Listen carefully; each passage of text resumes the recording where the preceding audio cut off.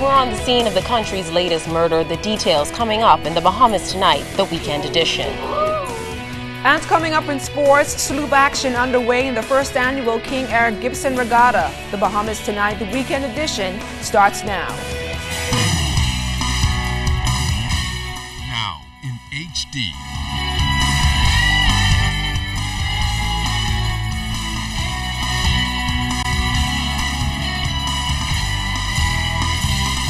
ZNS Network presents The Bahamas Tonight. This portion of the news brought to you by BTC Every Day.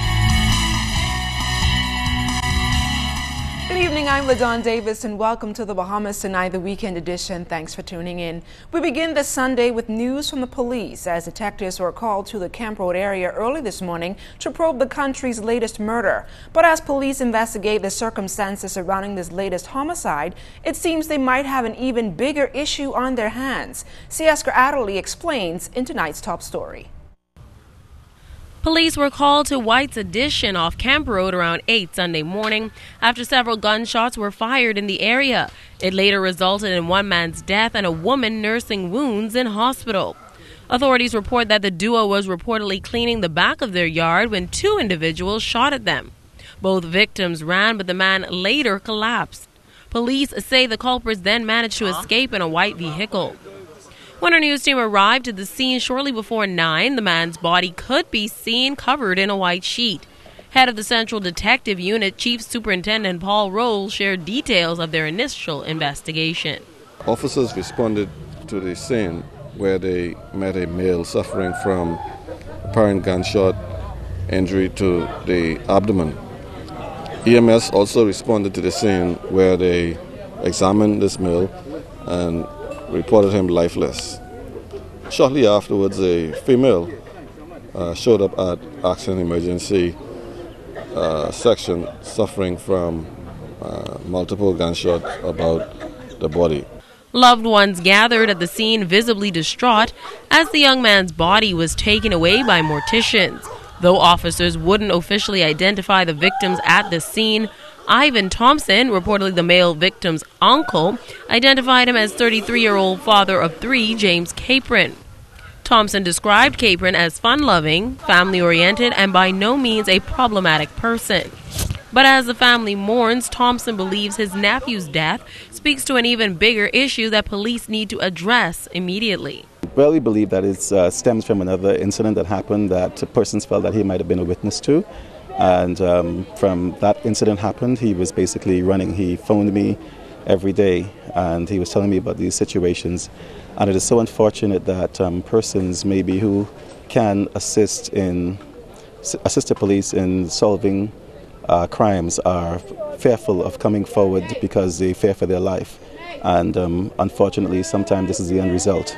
While officers appealed to the public to submit any information that can help them solve this crime, Thompson had his own plea for the police. We appeal to persons who might have information on this latest homicide to reach out to us to help us advance this investigation. They need to sit around the table and come up with a mechanism of witness protection, having a better approach to how they can protect persons who may witness a crime and how they can be safe so that persons may want to come forward and solve some of the murders. Sunday's murder pushes the homicide count to 4 for 2015.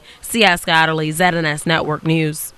Meanwhile, police confirming tonight that one of their own sustained minor injuries after the driver of a vehicle struck him during an overnight police operation. It was shortly after 8 o'clock last night when police were conducting an operation on Minnie Street when they attempted to stop a vehicle to search it for firearms and drugs. Authorities confirmed the driver refused and attempted to drive off in the direction of the officers, later injuring one of them. Police, in fear of their lives, fired at the vehicle, hitting the driver to the leg. Police confirmed the officers' injuries are listed as non-life-threatening, while the adult male suspect remains in stable condition in hospital under heavy police guard. Police need your help tonight to locate a man they want to question on a shooting incident that happened sometime after 2 o'clock this morning on Cordo Avenue. What we know now is that 2 men were in front of a club in that vicinity when a man armed with a handgun fired several shots at them before fleeing on foot. Authorities confirmed one of the men was shot to the leg while the other was shot to the hip area. Both victims remain in stable condition in hospital. Civil Aviation Department officials confirming in a statement that a gear-up incident of a Piper Aerostar aircraft led to a crash landing at the North Eleuthera Airport around 10:50 yesterday morning. The aircraft was en route from the Bight Cat Island with 2 persons on board. There were no reported injuries. However, the airport was closed until the aircraft was removed from the runway. Tomorrow will be observed as Majority Rule Day. It's written in Bahamian history as an event that took place on January 10, 1967. That election year, both the Progressive Liberal Party and the United Bahamian Party won 18 seats. However, the PLP gained 2 additional seats and obtained majority rule in Parliament. Chairman of the National Heroes Committee, Canon Sebastian Campbell, is expressing disappointment with the lack of activities for Bahamians to commemorate the occasion and appeals to the government to form a cultural commission. We need to put in place a cultural commission who will see to the proper and the appropriate celebration of a day such as this. Because right now, the Reed Lane or the Tomb of Sir Linden is about the only event that we have. And I think that's unfortunate.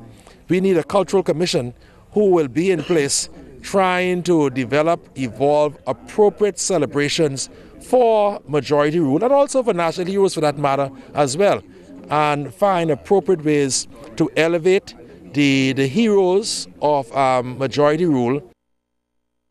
Several Bahamians who actually witnessed the event reflect on its historical importance. One of them is Senior Pastor of Providence Baptist Ecclesia, Pastor Joseph Zonical.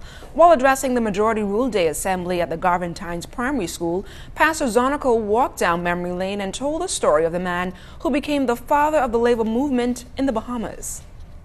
Sir Randolph Fox was charged with a false sedition, and because of this he was disbarred, and